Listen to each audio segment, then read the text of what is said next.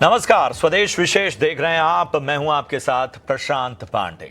और आज चर्चा डिजिटल दुनिया में जिस तरह से बचपन खराब हो रहा था, जिसकी काफी लंबे वक्त से बहस हो रही थी, उसमें दिग्गज देशों की तरफ से जो कदम उठाए जा रहे हैं, क्या वो एक बस शुरुआत भर हो रहे हैं? आज इसी विषय पर करेंगे खास चर्चा।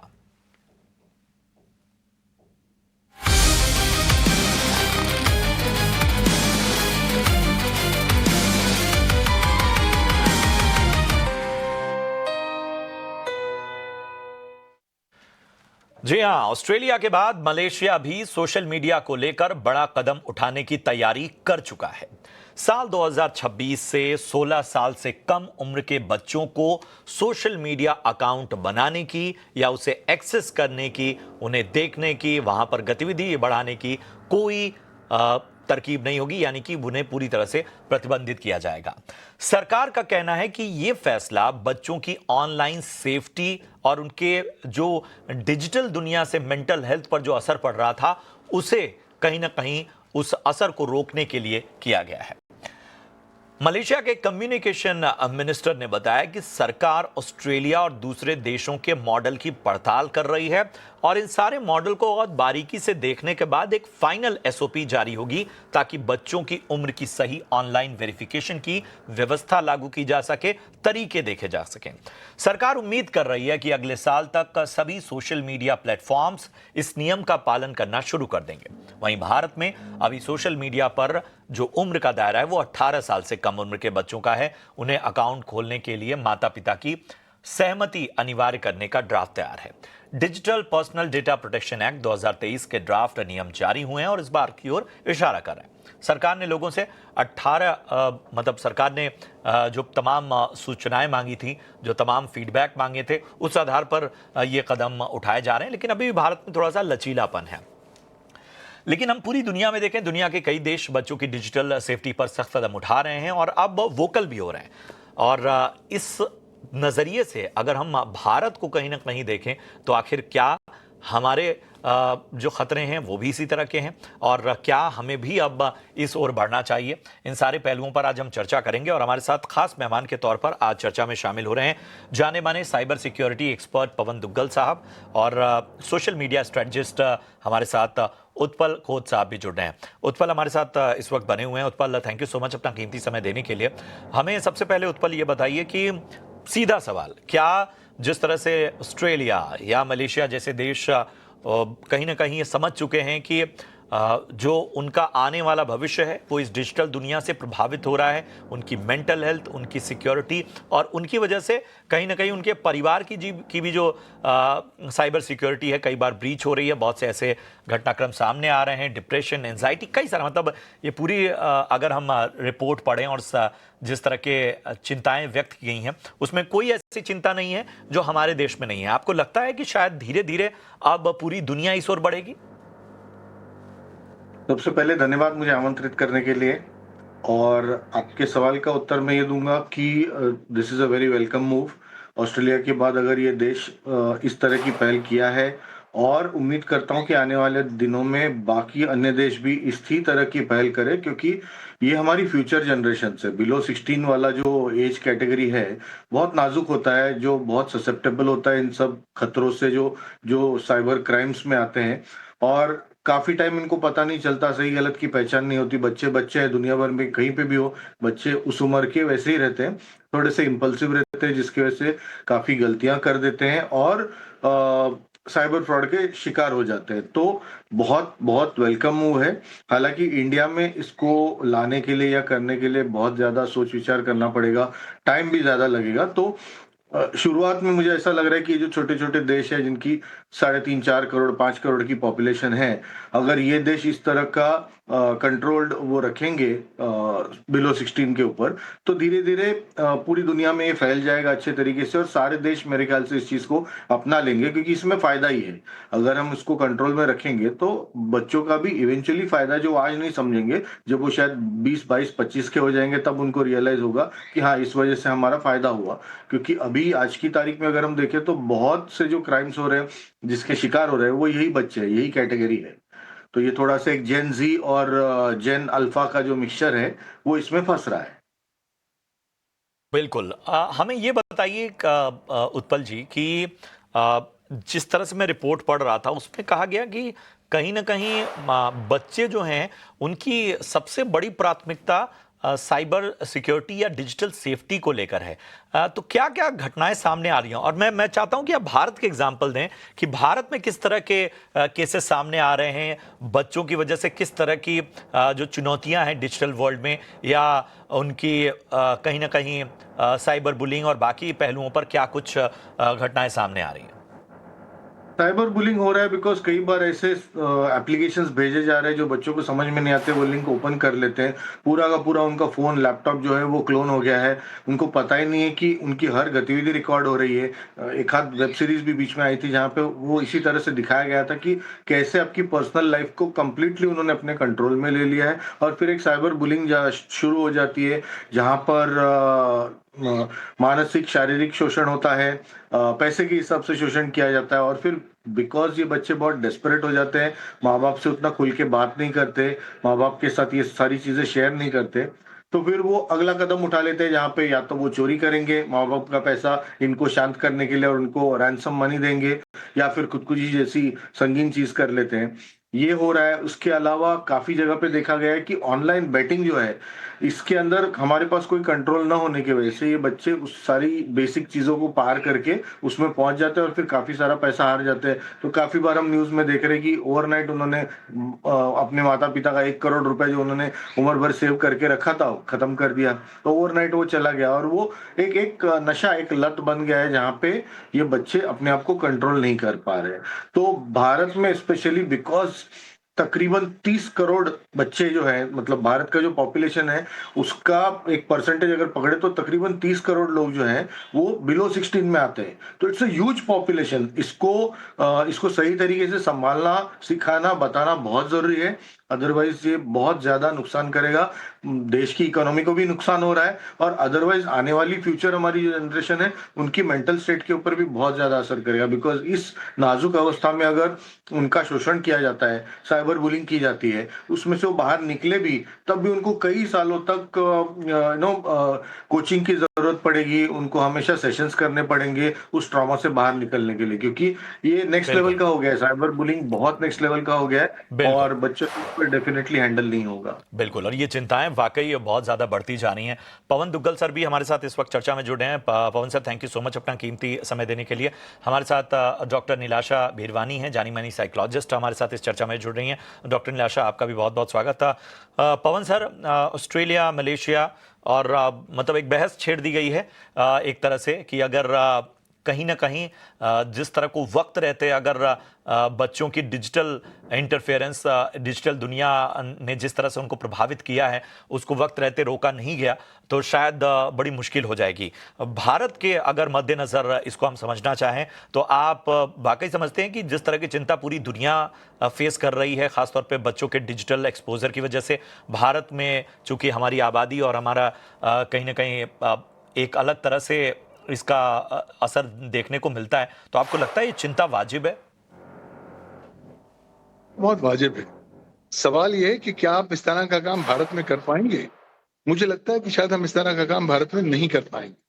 उसका कारण ये है कि हमने बच्चों के ऑलरेडी में मुंह में खून लगा दिया है। उन सबको लत पड़ चुकी है अब सोशल मीडिया पे।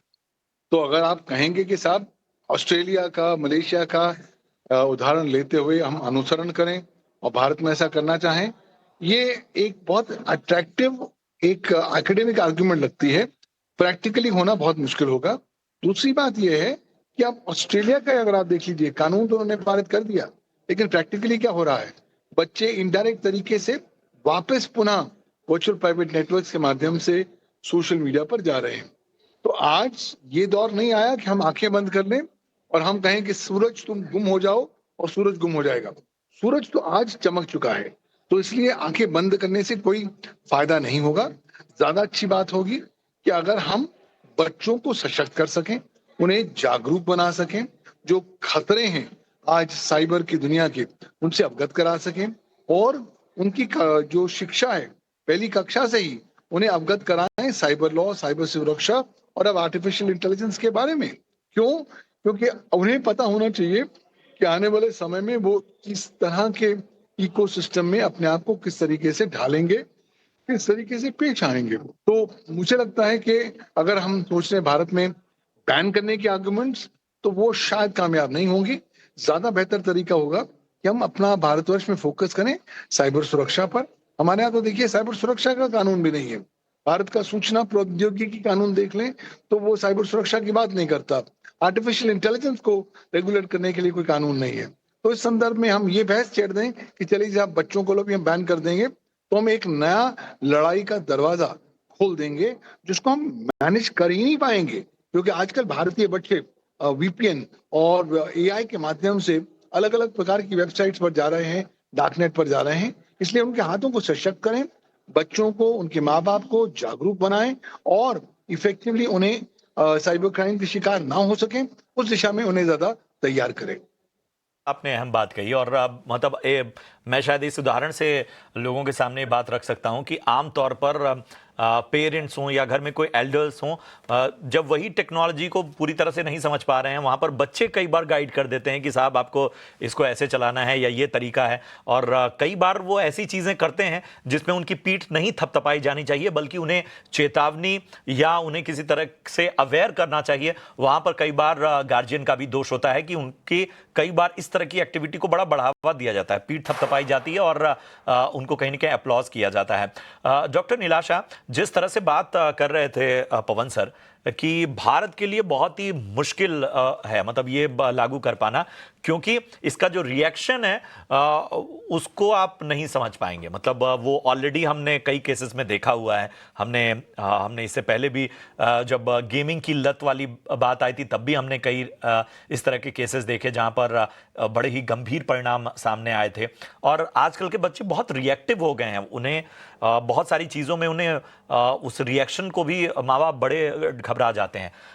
आप तो बहुत सारे केसेस से निपटती होंगी इस तरह के, जो डिजिटल दुनिया से बच्चे कहीं ना कहीं इतना ज़्यादा उनके अंदर एंगर इश्यूज या एंजाइटी, किस तरह की समस्याएं मुख्य रूप से देखने को मिल रही हैं आपको? देखिए, social platform is a massed platform. तो ये एक चीज़ बच्चों को समझाना और समझना बहुत ज़रूरी है। एंड सेकेंडली, पेरेंट्स की अगर हम बात करें तो they are trying their level best to actually अपने बच्चों को संभालने के लिए, प्रोटेक्ट करने के लिए, सेफ्टी के लिए। लेकिन कहीं न कहीं वो चूक रहे हैं। क्यों चूक रहे हैं? क्योंकि सोशल मीडिया का इतना प्रभाव है उनके ऊपर कि कहीं न कहीं उनको पता ही नहीं चल रहा है कि बच्चे कर क्या रहे हैं। Can you hear me? I mean, Yes, yes, have I ma'am. Lost the link? Yes, yes. Okay. What I'm trying to say is कि मैनिपुलेशन बहुत है, इमोशंस का लैक ऑफ कंट्रोल है। अगर आपने देखा हो बच्चों में बहुत ज़्यादा एंगर इश्यूज हैं, रेज बहुत बढ़ गया है। उसका reason family atmosphere is not the only thing. Yes, of course we have to work towards that also. लेकिन आजकल 90% रीज़न सोशल प्लेटफॉर्म है। वहाँ पे बच्चों को अप्रूवल चाहिए, उनको रिजेक्शन मिलता है, तो वो क्रिटिकल कमेंट्स से कुछ ना कुछ परेशानी वाली सिचुएशंस क्रिएट हो जाते हैं, उनके लिए भी और उनकी फैमिली के लिए। बिल्कुल सही कहा आपने और शायद इन सारी चीज़ों को समझने की आवश्यकता है। उत्पल, हमें ये बताइए कि आम तौर पर जब इस तरह की स्थितियां पैदा होती हैं तो हम ये भी देखते हैं कि एक अलग तरह की स्थिति ये हो गई है कि निगरानी नहीं रखी जा पा रही है। मतलब एक दौर था कि हम अगर टेलीविज़न भी देखते थे तो हाँ, एक नियत समय होता था कि भाई इतने देर आपको कार्टून देखना है या इतने देर ही आपको कॉमिक्स पढ़नी है, मतलब जो भी हमारे पास जरिया होता था ख़ास तौर पे बाकी एक्टिविटीज़ का। ये बड़ी स्थिति बिगड़ चुकी है। इसकी मुख्य वजह क्या देख रहे हैं? क्या कहीं ना कहीं एक बिजी लाइफ या हमारा अप्रोच ही पेरेंटिंग का बहुत ही अलग तरह से पहुंच चुका है? सारी चीजें मैं कहूँगा। एक तो ये हो गया है कि हमारे टाइम ऐसा था कि पिताजी काम कर रहे हैं, मम्मी नेसेसरीली नहीं, बट 99% केसेस में हाउसवाइफ है, तो एक हमेशा ध्यान रहता था। अभी दोनों पेरेंट्स वर्किंग हो गए हैं, पैसे कमाने की होड़ में लग गए, 1 फ्लैट, 2 फ्लैट, 3 फ्लैट, 2 कारें, 4 कारें, उस चक्कर में वो बच्चों को समय नहीं दे रहे, उनको बाकी सब दे पा रहे। और बच्चों ने क्या डिमांड करना शुरू कर दिया, I want my space, I want my room, I want every. तो आज माँ बाप बच्चों के रूम में जाने के लिए नॉक करना पड़ता है। हमारे टाइम में ऐसा नहीं होता था। अब उस बंद दरवाजे के पीछे बच्चे को अगर आपने कंप्यूटर, इंटरनेट, लैपटॉप सब दे दिया है, तो उसको जो चाहिए वो कर रहा है। मॉनिटरिंग कोई हो नहीं रही है, और अगर हम करने की कोशिश करें तो बच्चा बोलता है आई वांट माय स्पेस, तो माँ बाप चुप हो जाते हैं उस टाइम में। और बहुत सी सोशल मीडिया के थ्रू ही वेब सीरीज देख देख के बच्चों को ऐसा लगने लगा है कि हम लोग यूएस में हैं, तो वो थ्रेटन करते हैं कई बार माँ बाप को कि we will take action against you, you know, don't try to be our, you know, overpowering parents. अब हमको मार नहीं सकते, डांट नहीं सकते, चिल्ला नहीं सकते। तो अगर पेरेंट्स कुछ कर ही नहीं सकेंगे तो वो भी संस्कार किस तरह से डालेंगे बच्चों में। तो बच्चों को भी थोड़ा सा अंडरस्टैंड करना पड़ेगा यहाँ पे। तो ये भी एक कारण है। उसके अलावा क्या हो गया कि पेरेंट्स को लगता है कि इनको इंडिपेंडेंस दे दो, इनको सीख लेने दो। हमारे माँ बाप ने हमको जबरदस्ती की तो हम यहाँ तक पहुंचे, अगर हम इनको इंडिपेंडेंस दे देंगे पूरी तरीके से तो ये शायद कुछ अच्छा कर लेंगे। बट वो हर केस में पॉसिबल नहीं होता। जहाँ पे आपको लगता है कि आपका बच्चा गलत कर रहा है, जरूरी है कि आप उसको समझाएं, डांटे नहीं बट उसको समझाएं। और जितने भी हम जो केसेस देख रहे हैं कि साइबर बुलिंग हुई है या कुछ हुआ है, इसको देखा है मैंने कि लोग छुपा देते हैं। इसको छुपाना नहीं चाहिए, इसको बताओ, इसको एग्जाम्पल करो। भले आप नाम हाइड करो, वो नेम हाइड करो, you don't have to shame the person, but वो जो एग्जाम्पल देना है वो बहुत जरूरी है कि आपको देना चाहिए, ताकि बच्चों को पता चले कि ये मेरे साथ भी हो सकता है। तब तक बचेंगे, समझेंगे कैसे। स्कूल में भी ऐसा हो गया कि हमारा जो 40 साल से जो एक चल रहा है सिलेबस, वही चल रहा है आगे। तो बेसिकली स्कूल के सिलेबस को ही चेंज करने की जरूरत आन पड़ी है। जैसा कि अभी सर ने कहा, एआई या सोशल मीडिया, इसको एक्चुअली सिलेबस में इनकॉर्पोरेट कर लेना चाहिए। और स्कूल लेवल से, सेकंड थर्ड से ये बच्चों को सिखाना चाहिए कि इसके फायदे क्या है, इसके नुकसान क्या है, इसको इफेक्टिवली कैसे यूज किया जा सकता है। पढ़ने लिखने के मामले में आप सोशल मीडिया यूज कर रहे हो, इंटरनेट कर रहे हो, ठीक है, बट इससे थोड़ा आगे जाते हो तो there is a fine line which divides good and bad, तो आप वो बैड में चले जाते हो और फिर वहां अट्रैक्ट होते होते उसके अंदर खिंच जाते हो। तो ये थोड़ा सा टीचर्स की भी रिस्पॉन्सिबिलिटी बन जाएगी अगर उनके सिलेबस में ये इनकॉर्पोरेट किया गया। तो अगर एक सेपरेट सब्जेक्ट बोल के इन्होंने इसको सिखाया तो घर से पेरेंट्स और स्कूल्स में टीचर्स अगर दोनों थोड़ा अटेंशन देंगे उनकी बाल अवस्था से, तो by the time they are 13, 14, 16, जब वो ये सब हैंडल करने लगते हैं तो थोड़ा मजबूत हो जाएंगे, समझदार हो जाएंगे। उनको रियलाइज होगा कि हम क्या गलत कर सकते हैं, क्योंकि हमको स्कूल में बताया, हमारे पेरेंट्स ने हमको बताया हुआ है। हमारी पेरेंटिंग का भी थोड़ा सा तरीका गलत है कि जब पेरेंट्स स्ट्रिक्ट हो जाते हैं तो बहुत स्ट्रिक्ट हो जाते हैं। वहां पे थोड़ा सा उनका दोस्त बन के उनको समझाने की जरूरत है। तो ये थोड़ा सा पेरेंट्स के लिए भी एक वो रहेगा, चैलेंज रहेगा, बट ये करना जरूरी है। बिकॉज आजकल के पेरेंट्स को 20 साल पहले वाले पेरेंट्स बन के नहीं चलेगा, उनको बच्चों के दोस्त बन के थोड़ा सा उनको समझाना पड़ेगा, सही तरीके से और बताना पड़ेगा कि ये ये सबसे गलत है अहम और ये सवाल है सही कि पेरेंटिंग जो है, मतलब अगर दुनिया अपग्रेड हो रही है तो शायद हमें पेरेंटिंग के मामले में भी अपग्रेड होना होगा। पवन सर, हमें ये बताइए कि ये जो पूरी साइबर थ्रेट की पूरी दुनिया है या डिजिटल फ्रॉड की दुनिया है, इसमें बच्चे कितना बड़ा टारगेट बन चुके हैं या वो कितना बड़ी अपॉर्चुनिटी बन गए हैं उन थेफ्ट्स के लिए या उन कहीं ना कहीं इलीगल एक्टिविटीज करने वालों के लिए। बच्चे आज साइबर क्राइम के सबसे बड़े टारगेट बन चुके हैं। बच्चे स्वयं आज साइबर क्राइम कर रहे हैं और बच्चे अपने पॉकेट मनी के लिए या कुछ पैसों के लिए साइबर क्राइम करने में बिल्कुल भी हिचक नहीं रहे हैं। तो दो प्रकार की हमें श्रेणियां नजर आ रही हैं। एक तो वो बच्चे जो इंटरनेट पर जो देख रहे हैं उस पर विश्वास कर रहे हैं और धड़ाधड़ साइबर क्राइम के शिकार हो रहे हैं।